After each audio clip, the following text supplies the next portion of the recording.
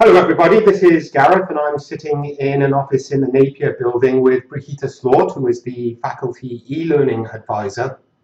And we're here today to talk to you about Microsoft Excel. If you remember, some time ago I sent out a little survey that you completed that generated lots of data that we've entered into an Excel sheet. Later on we'll be doing a bigger version of the survey, which I hope will be extremely useful to you when it comes to writing your major assessments, if you know how to manipulate data in Excel. So Brigitte, thank you very much for your help. The first question I would like to ask you is, could you show us how, using the spreadsheet, we can identify all the characters who share certain characteristics? So for example, let's say we want to find all those Jewish people who were involved in the performing arts. How would we do that, please? Okay, at its simplest level, we've got the table here and we've got the categories. So the first thing we can do is we can sort this out by category. So I'm just going to click on the little downward arrow just there and choose the performing arts. So I'm going to untick all of them and just choose performing arts. Then I'm going to click OK. And the next thing in ethnicity, I'm going to also do the same thing. I'm going to click the little downward arrow and unselect everything and then just tick Jewish and click OK. And now I've got a list over here on the right hand side, which obviously hasn't been populated yet except with numbers, of all the characters who are Jewish, who are in the performing arts. That's wonderful. When we have done the larger survey, those numbers will be replaced by names. So you can use this as a very quick and convenient tool to identify characters who, for whatever reason, you think might be useful to you in writing your big essays at the end of the course. The second thing I'd like you to show us how to do, Brigitte, is how to find the numbers of people in different categories. How do we do that? Okay, we're going to do something really interesting. We're going to use something called pivot tables. Now the first thing I'm going to do is I'm going to take my filters off here because I don't want these filters, I want to use the whole table. So I'm just going to clear the filter and also clear this filter because I don't want to miss out on anything. So before we make the pivot table, we need to make sure that we have the complete data set. Correct. I think for this exercise there are 134, something like that. 135, okay. For the real one, hopefully it'll be a lot more than that. It'll be all the characters. All the characters. So we've got our complete data sheet. Now, how do we turn that into a pivot table? So a pivot table allows you to summarize and analyze data and explore data. So it's much easier to see than having a look at this. So the first thing we do is we put our cursor, or we basically select a cell in the table so we know what table we're using. Then this little option up the top here appears on the Table Tools Design. And then we've got a lovely little button called Summarise with Pivot Table. So we're going to click that. We'll give us some options. We are already in the table, so we're going to leave it at the table and we're going to do it in a new worksheet. We're not going to change anything here. All we need to do is click OK. So here we are. If you have never seen anything like this before, it's fairly easy to do. And you can play around and you cannot break it. So that's the good news.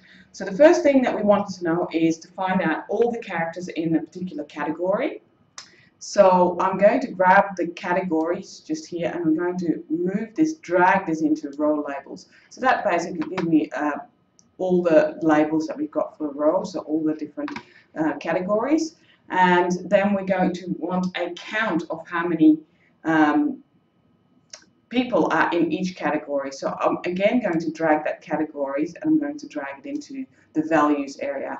And there we have it. We have a count of all the people in the category, how many people are in each category. Okay, that's really, really useful. The next question is to do something a bit more exciting, which is to try and work out how these various categories break down in terms of their ethnic composition. What we want to know is whether Ukrainians are equally represented across all the categories and so on, or whether there are more Jewish people or Russian people. How would we do that?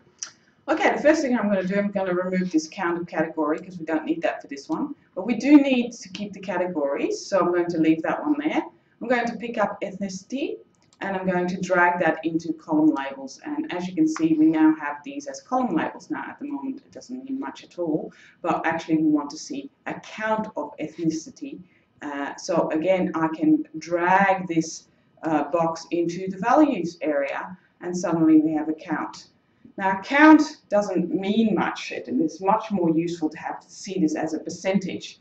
So I'm going to change the way the columns looks or the way the information is represented by choosing this option right at the top here that says show values as. I'm going to say show values as. Now we can do grand total, that would just show a percentage of the grand total, which is this one here. But it's actually far more useful to do it as a column or row total, as we shall see. So let's start with column total.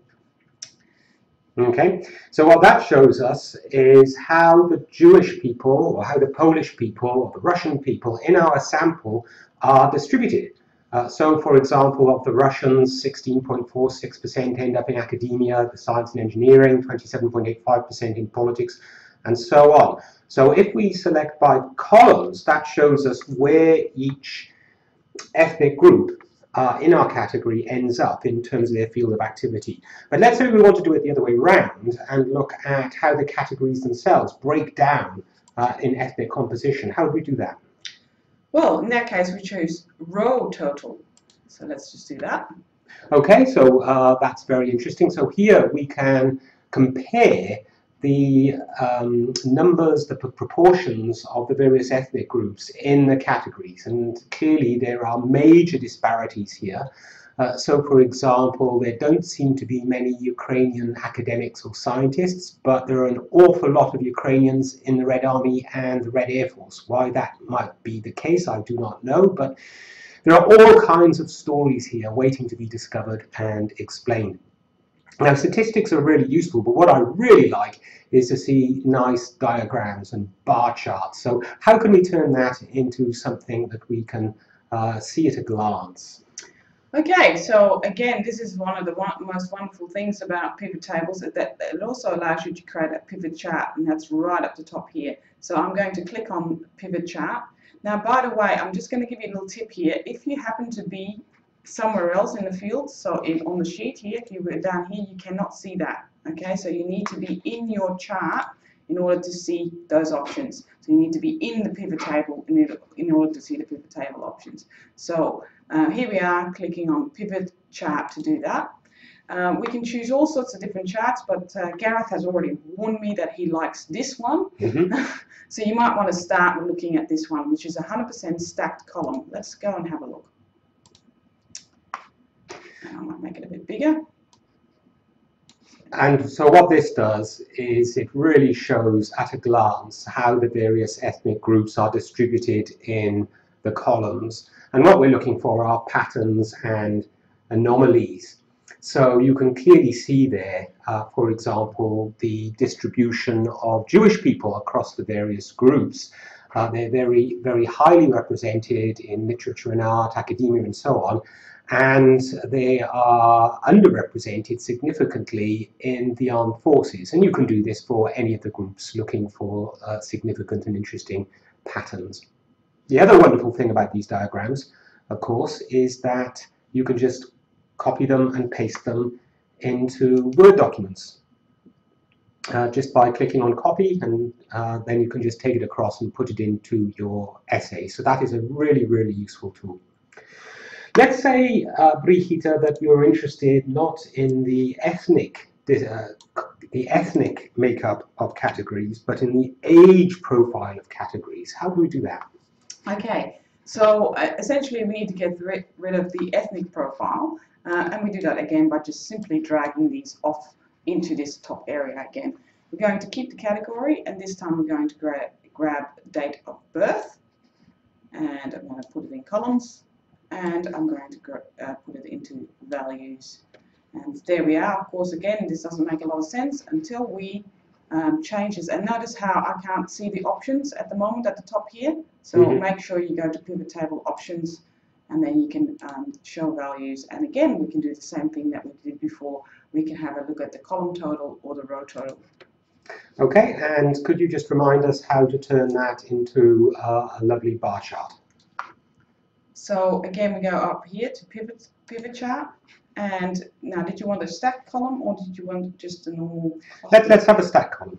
Of course, there's nothing to stop you playing around with all these charts, but the stacked column is the one I think is probably going to be the most useful. And there we have it. And once again, you can clearly see that there are major anomalies here.